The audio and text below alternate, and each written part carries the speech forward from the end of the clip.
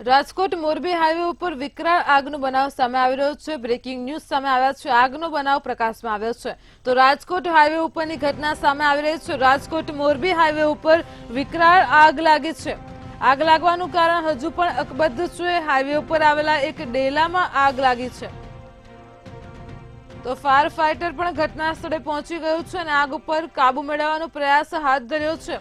Rajkot Morbi highway ઉપર વિકરાળ આગ લાગી છે। આગને પગલે ધુમાડાના ગોટે ગોટા જોવા મળી રહ્યા છે તો રાજકોટ મોરબી હાઈવે ઉપર આગનો બનાવ સામે આવી રહ્યો છે। આગ લાગવાનું કારણ હજુ પણ અકબંધ છે। હાઈવે ઉપર આવેલા એક ડેલામાં વિકરાળ આગ લાગી છે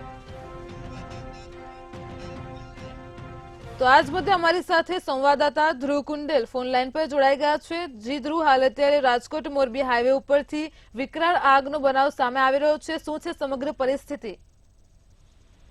રાજકોટ મોરબી હાઈવે ઉપર વિકરાળ આગ લાગી છે અને આગ સાંકળને લાગી છે, હજુ સુધી ક્યાંક અકબંધ છે। હાઈવે પર આવેલા એક ડેલામાં આજે આગ લાગી છે અને આજે ડેલાની પાસે આવેલ જે કહી શકાય કે જે વાડી વિસ્તાર છે ત્યાં પણ ક્યાંક આગ ફેલાઈ ગઈ છે।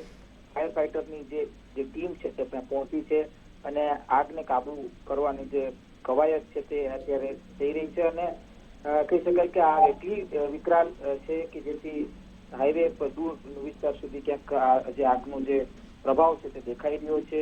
આગના ગોટે ગોટા ક્યાંક આકાશમાં દેખાઈ રહ્યા છે એટલે કે ચોક્કસથી આ પ્રકારનું જે આગ લાગવાનું જે કારણ છે તે અત્યારે અકબંધ લાગી રહ્યું છે, પણ કહી શકાય કે આગ બુઝાવ્યા બાદ આગ સાંકળને લાગી હતી।